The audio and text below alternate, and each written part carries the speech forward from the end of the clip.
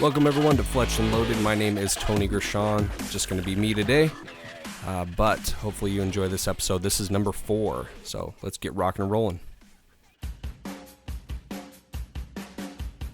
Hey guys, if you're looking for somewhere in Kalispell to be able to go shoot your bow, get some work done on it, maybe buy some arrows, shoot some arrows, whatever you want to do, we always recommend Spirit Quest Archery down south of town.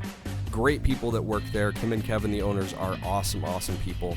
If you want to go down there, their address is 115 Rocky Cliff Drive here in Kalispell, Montana. Their phone number is 406-756-5455. I highly recommend that establishment and those people. They're great people, very knowledgeable about what they do. So go ahead and stop over there, tell them that Fletched and Loaded sent you, and maybe we'll see you down there sometime. All right.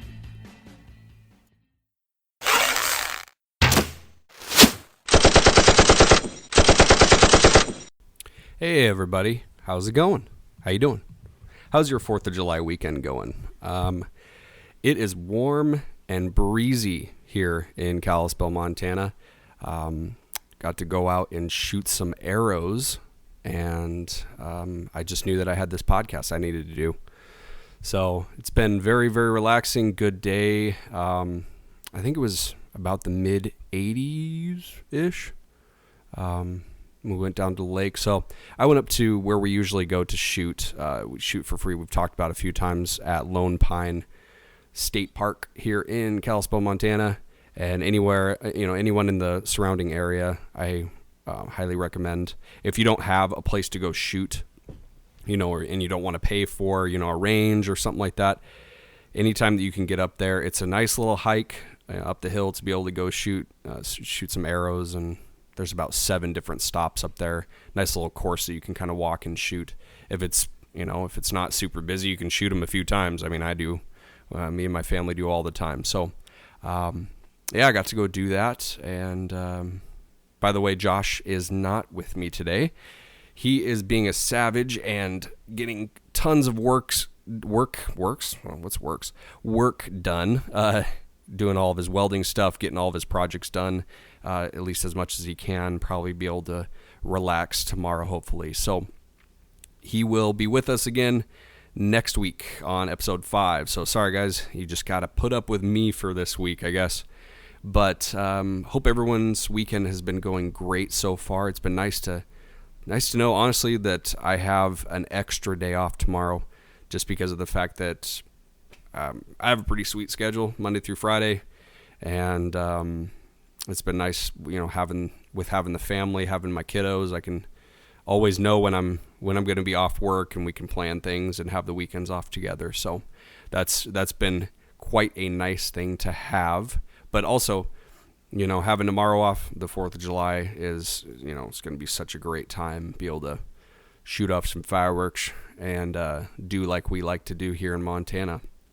But, yeah, I just today got to go out, shoot by myself a little bit, which, I love shooting with other people, but there's something about being out there by yourself. And where I go shoot up there, it's very peaceful usually, and you walk through the woods, and there's a nice little path and stuff, and so it's very relaxing and peaceful for me to be able to go out there and kind of get the stress of the week or the last few days or whatever off my head, and get to fling some arrows and hopefully hit where I'm aiming. And I think I told you guys last week that I've been working on a new anchor. And honestly, I'm kind of curious from anyone else that shoots traditional if they go through this. I seem to find a new anchor at some point in the day of when I'm shooting, and I go, "Oh, holy crap, that's working really well for me." And then I don't have any more time to shoot. I kind of run out of time, and I go, "Okay, next time I'm going to go ahead and just work on that anchor, and I'm going to remember where I'm placing it, whether it's," I think my last one that I was talking about was going to be middle finger as I draw, middle finger to the corner of my lip, corner of my mouth, sorry. And man, I worked on it, really had some good time trying to perfect that, get it as close as I could to just marking where I'm hitting every single time. And I don't know. I feel like I was doing way better when I was shooting that way last week. Trying to figure out this buzzing. There's a little bit of a buzzing. Sorry. Hopefully you guys can't hear that. But kind of worked on that, and I was like, oh crap. Okay, well, what am I gonna do now? I'm gonna not gonna do that. I guess that anchor, or maybe I should try my previous one that I did. And so I went back to kind of putting the index finger on the corner of my mouth, and that was all right. It worked okay, but honestly, it was like, still just kind of weird elevation and all of that. And so honestly, I went back to, I kind of focused on doing target archery for a while there. And the coolest thing about doing target archery was, it really focuses very, very tightly on making sure that your alignment is correct. Where I kind of learned it was, focusing the tip of the arrow down the left side of the string just a little bit, and really just lining up the shot. And I started doing that, and the elevation was different because now I'm anchoring, I guess, the pocket of my hand when I draw underneath my chin. It's back towards the jawbone, I guess it would be. So I started anchoring there, which of course, the lower your hand anchors, the higher the initial shot will be. So I was practicing with anchoring my finger to the corner of my mouth, and so now that I'm dropping it down lower, I started just grouping higher and higher with doing that. But I found out that I was grouping very, very close together, which of course anyone that does any target shooting, whether it be archery or any type of firearm, you come to learn that grouping is the most important thing when you're trying to kind of adapt to, if you need to change something on your equipment or whatever, that's great, to kind of pull it more towards the bullseye. But at least I was grouping, and I was just grouping high. I was grouping probably about 4 inches from the 10 ring, which was quite a bit. But, I kind of realized, okay, I'm anchoring lower. So, of course, I'm probably going to be shooting at a higher elevation when I release. So, or that tilt, I guess, will be coming off and going higher than it will be coming straight down. So, honestly, I started lining up that way and started doing better. So I kind of came to think about it because I went, okay, I feel like I keep changing my anchor almost every week or every other week. I go, oh, I got this new anchor I'm going to try and stuff. And honestly, I kind of want to go to the people that are listening. Have you ever dealt with just feeling like you constantly have a better way of doing a shot, or part of your shot sequence is, oh, okay, I'm going to, my stance, I'm going to open up my stance more, or I'm going to, and I know that it's different between compound and traditional. Compound is, lining up very parallel. I know a lot of people do, at least. I know there's people that, of course, have kind of a different way that they like to do it, which is great. That's kind of the biggest reason why I love traditional is, you can kind of take from other people and make your own shot sequence and stuff. But I'm kind of curious of the other traditional people out there, if you shoot longbow or recurve, that kind of stuff, stick bows. Have you ever gone through a time where you keep changing your anchor, you keep changing where your sight picture is, if you aim, or just that kind of stuff. So, I mean, if you can write in, let me know. I'm really curious about other people's intake on this and see if that's something that they do. But so started grouping pretty good, doing that. I think I started anchoring again. I gave it 3 targets. It's kind of hard to explain if I don't walk with the people going through this, but you have a course of 7 shots, 7 different targets on this place that we go shoot.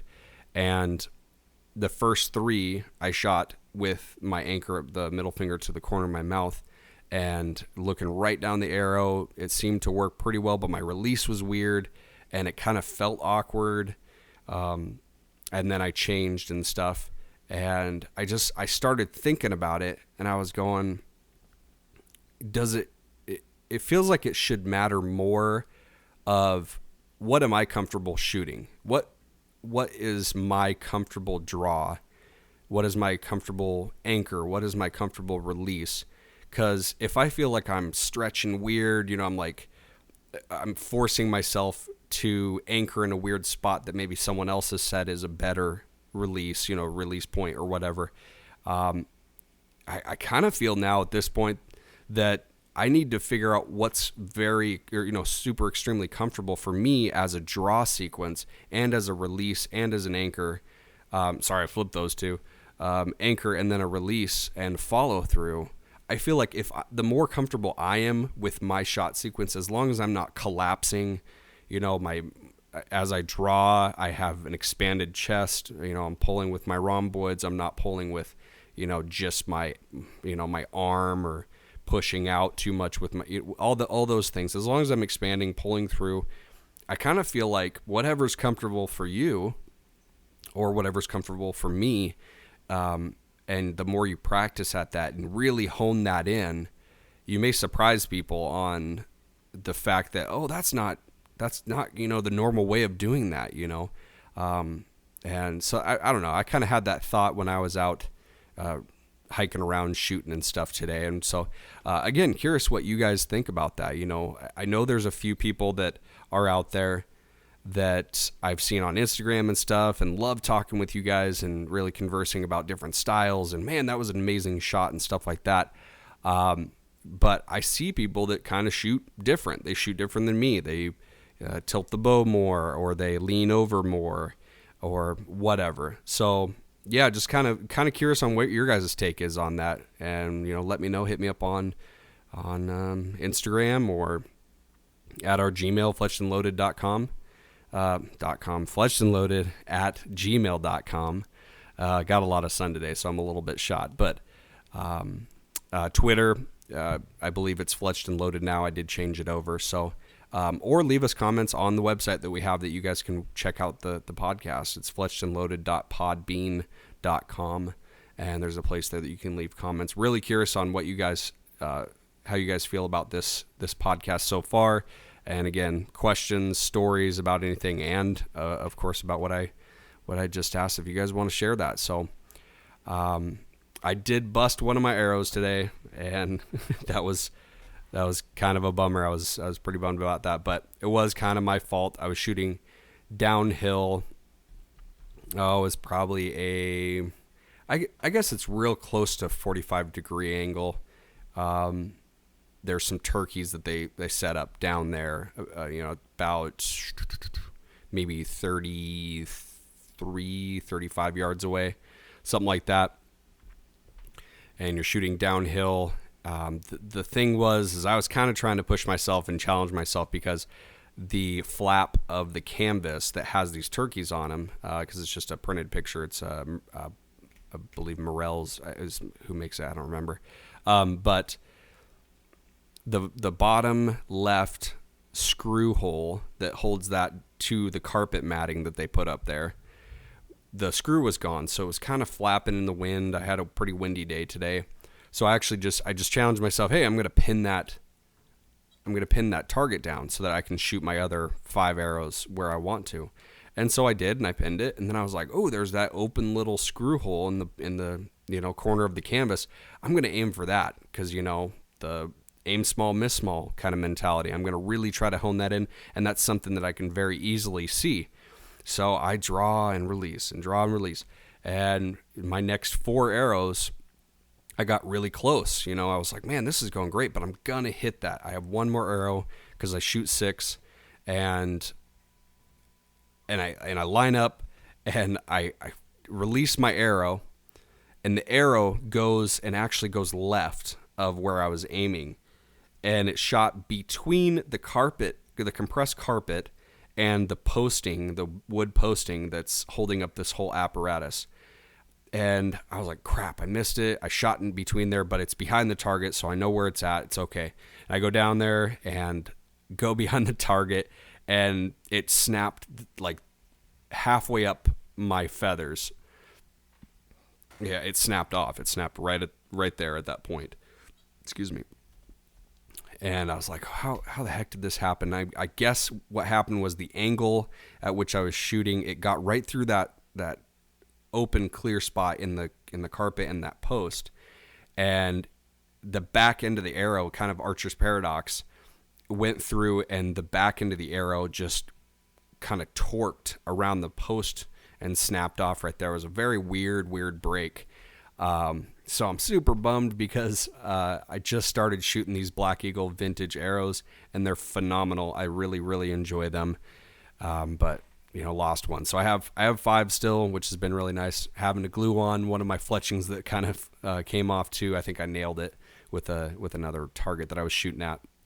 So, but yeah, it was a really fun day. Got to the wife let me out to be able to go shoot for a little while, and again, that's my center. That's kind of how I get out and be able to refocus on what's going on. But the other things that happened this week, as you know, I work at a place that I listen to a lot of podcasts, which was a huge drive for me to start this podcast. And if you guys know Cameron Haynes, professional bow hunter, and just all around just beast. He's a beast, man. He runs these 100-mile marathons. So he does 100 miles, 100-mile run in 24 hours. And I'm sorry, I cannot remember what he ran it in. It was under 24 hours though, because his goal, I believe he said on the podcast with Joe Rogan, was he wanted to run 120 miles. And so I think he ran 102 which is just phenomenal. I mean, you can't discount this guy for running, not reaching 120 miles. 100 miles is just phenomenal. That's crazy. I couldn't even think about doing that right now. The guy's a savage. He's just crazy. He's straight up savage. So, but he was on Joe Rogan's podcast this last week sometime, and they were out in the back shooting, and that was a really cool video that they posted on Instagram and all this stuff. So they did a podcast, about a 3-hour podcast, and Cameron Haynes has been getting talked to by Joe Rogan to start his own podcast. And if you guys follow him on Instagram, if you follow Cameron Haynes, he's been asking for names for the podcast, what should we call it, this or that or whatever. And they actually just this last week, I believe it was on Thursday, and I'm sorry if I got that wrong, but I believe it was on Thursday, they did their first one, because what they actually did was Cameron Haynes was on Joe Rogan's podcast, the Joe Rogan Experience, and then they took like a little break there at the studio, and then they just came back and they did the first episode for Cam Haynes' podcast, which he amazingly named Keep Hammering. And it's apparently kind of his mantra, things that he's said to himself, to his kids, to his friends, you just keep hammering, because he works out continuously, runs continuously. And so his mantra is keep hammering, just keep hammering at it.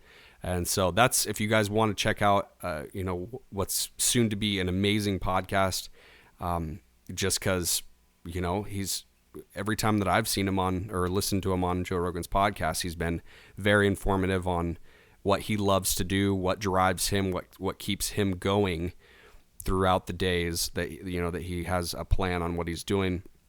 The dude is very inspirational. He kind of discounts himself, and there's a lot of people like that, but man, he's very clear on what he loves to do and what he loves to push himself to do. And I think that really just inspires people, because people need someone to look up to.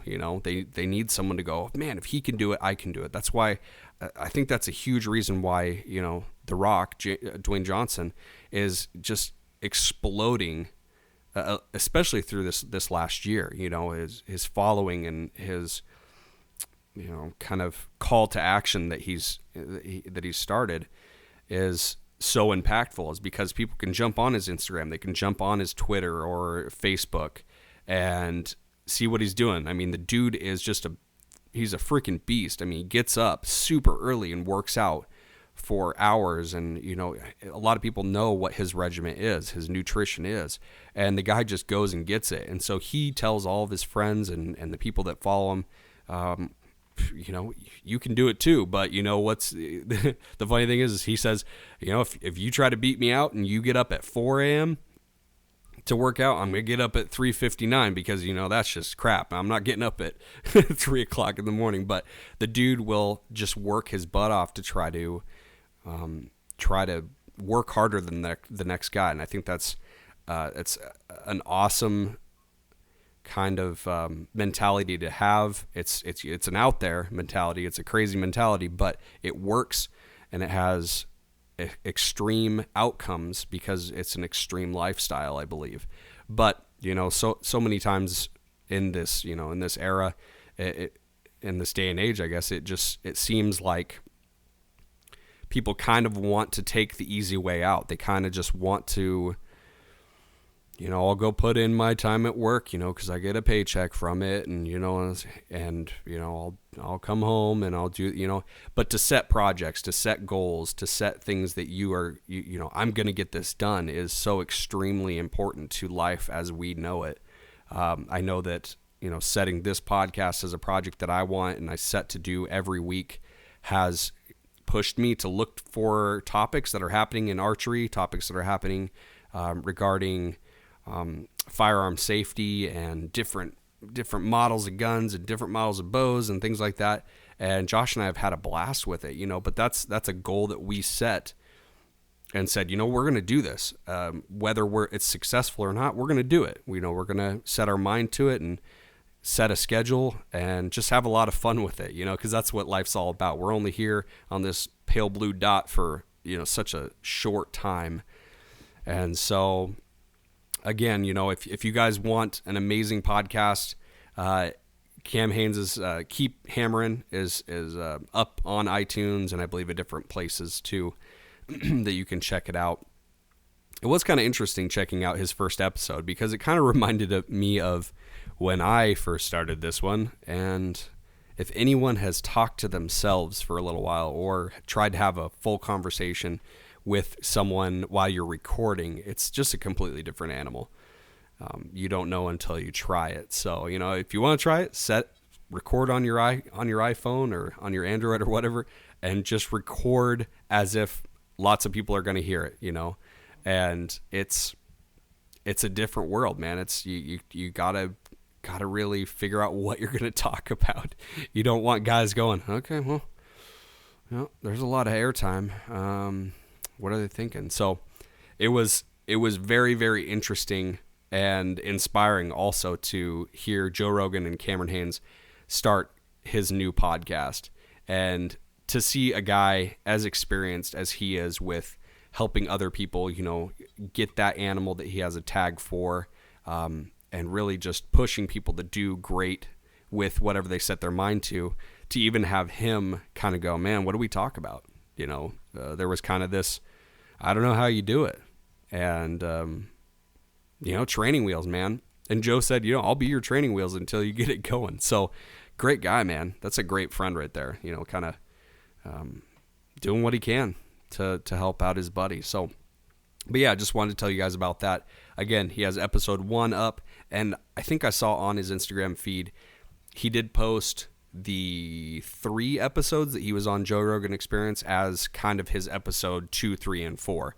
So, man, he's trying to beat me out, I think, because I'm on episode 4 now, and he got all those right away. So, no, but seriously, go ahead and check it out. Dude sounds like he's an awesome guy. He loves archery. That's what his podcast is going to be about is, he said, I'm going to talk about what I love to do, what inspires me, and that's archery. And he bow hunts a lot, so anyone that enjoys shooting or bow hunting or any kind of experience like that, go ahead and check that out and subscribe. And it'd be cool if you guys post on there as a review. Fletched and Loaded told me about him. If you guys can, that would be cool. It'd be with so many people starting podcasts and stuff.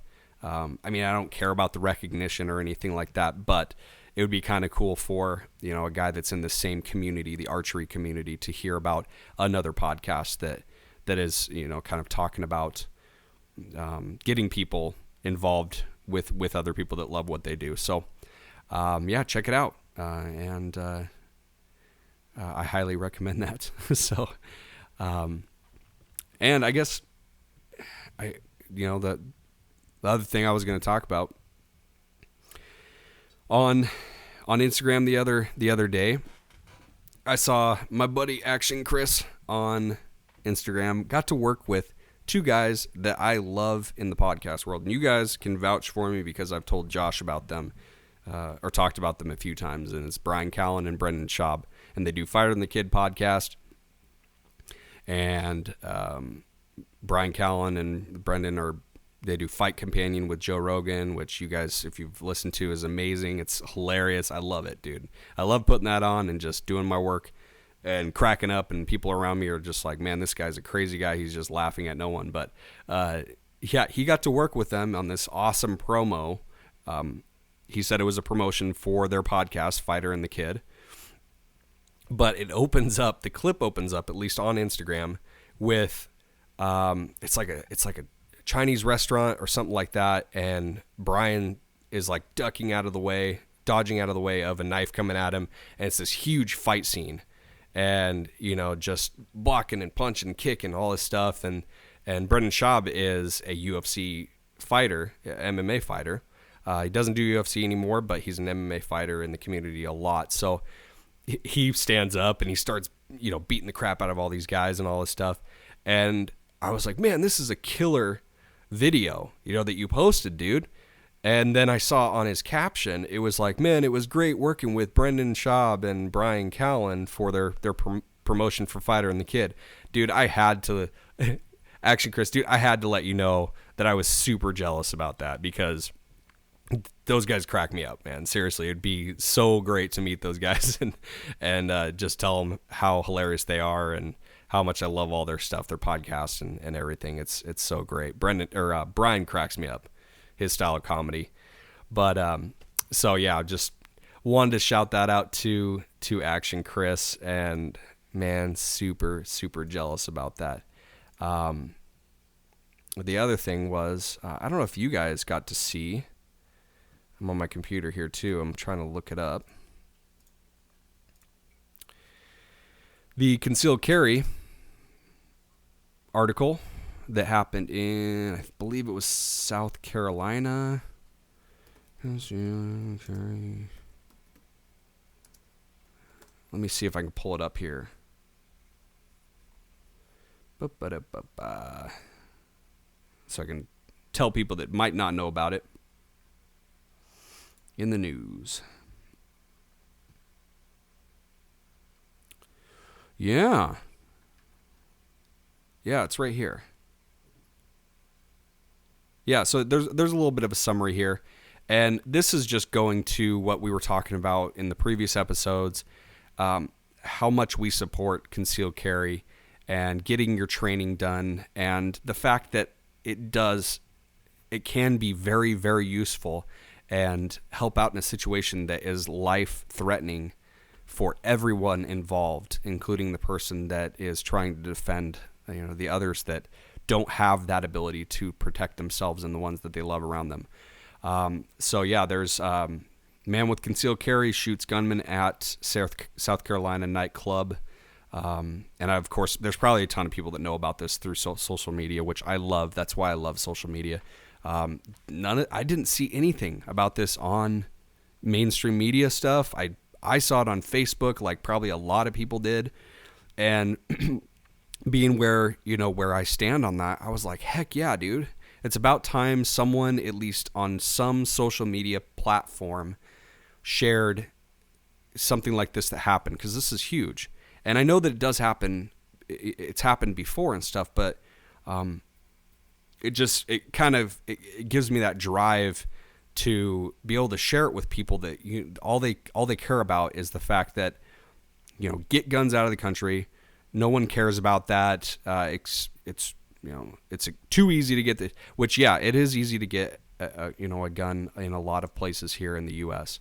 But the bottom line is if someone has the drive to do harm to another person, they're going to do it. It doesn't matter if it's a gun, a knife, a rock, it doesn't matter. It's going to happen. That's my personal opinion on it. I'm sorry if I'm, pissing anyone else off, but that's my personal opinion on it.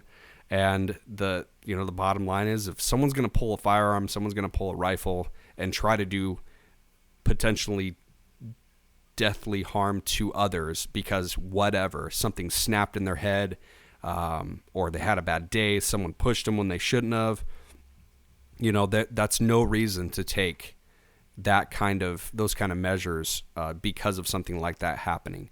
But yeah, for all the people that don't know about this story, I just wanted to kind of summarize it. I thought it was a good point for something that we kind of believe on this podcast and kind of stand behind. So Lyman, I believe it is, Lyman, South Carolina, a gunman at South Carolina nightclub was stopped after a man with a concealed weapons permit shot him, WLOS reported. Jody Ray Thompson, 32, got into an argument at Playoffs nightclub in Lyman before firing several rounds towards the crowd, hitting 3 people, deputies said.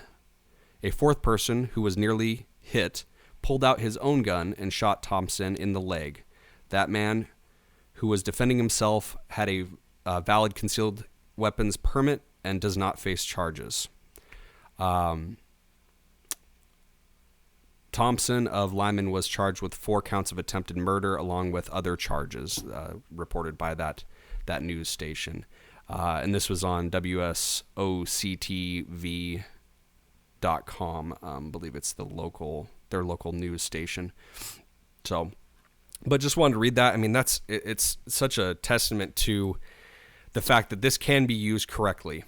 These measures can be absolutely used correctly and be placed in the correct spot defensively, where they need to be. The guy with the concealed carry wasn't the one that pulled the gun and started doing some shooting. And I think that's the clearest picture that I want to paint with this article, is the fact that so many people think that, okay, they have a concealed carry, they have a weapon, they're going to do some harm.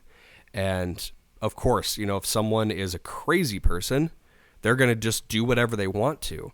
But there are people with sound minds, sound figure that, are there with their concealed carry, and they want to help in situations like this. I personally didn't even hear, when I read the story the first time, that the fourth guy was the guy that actually pulled his concealed carry. I thought it was a guy that was nearby that saw this guy start shooting. So that in itself shows that he has training with his firearm, because he was already getting shot at, so your adrenaline just starts pumping. You get trigger panic because of the fact that this is a life or death situation, and he was able to hit his mark. Yeah, he hit him in the leg. I don't know if he was aiming for his leg or what he was aiming for, but the bottom line is he was able to stop this guy from doing any more harm. And the police, who in this situation, because there's good and bad police everywhere, the police in this situation said, "Thank you, sir. You helped out. You have a concealed carry. We're not pressing any charges for what you had to do." That's exactly how it should be. If for some reason, when I have my concealed carry, if I ever have to use it, which I'm going to be getting here real soon, if I ever have to use it, that's how I would expect our law enforcement locally to treat me and to act accordingly. Is, take the facts, take the fact that I have my concealed carry permit. I had to do it because it was a life or death situation, and I'm impressed. I'm very impressed with that law enforcement, that they were able to take care of this correctly and not take it at face value of the fact that, oh, well, you still shot him, so you need to go to jail because of the fact that you did bodily harm to him. They looked at the whole picture, what was happening, and blah, blah, blah. Anyways, I'm extremely impressed with the law enforcement in that area. So good job, guys. It sounds like you guys are, you officers in that area are some of the good ones. So very impressed with that. But that's really all I got this week. I can't really think of anything else that I have that I wanted to talk about. So hopefully it wasn't too boring. It's just so different talking instead of having a conversation with someone, but I still wanted to jump on and give you guys a podcast that you could listen to for those that do enjoy our podcast, Fletch and Loaded. So If you want to get a hold of us, Fletched and Loaded on Instagram, Fletched and Loaded Twitter, fletchedandloaded@gmail.com for any questions or stories that you may have. Get a hold of Josh on Instagram at InkedUpJosh. And sounds like the baby's up, so I better go. Thank you guys so much again. Let us know, rate, review our podcast on iTunes. I'm going to try to post all of our stuff up on YouTube as well, so that the people that can't enjoy it on iTunes or whatever, they can still enjoy that. So hope you guys have an amazing 4th of July. Please be safe out there with your fireworks, anything else that you're going to be doing. And talk to us, and we'll get back to you next week on episode 5. All right, everyone. We will talk to you later.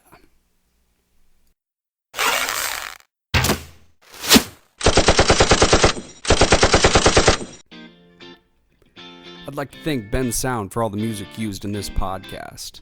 If you need some music for your project, go ahead and go over to www.bensound.com. That's www.bensound.com. Thanks very much.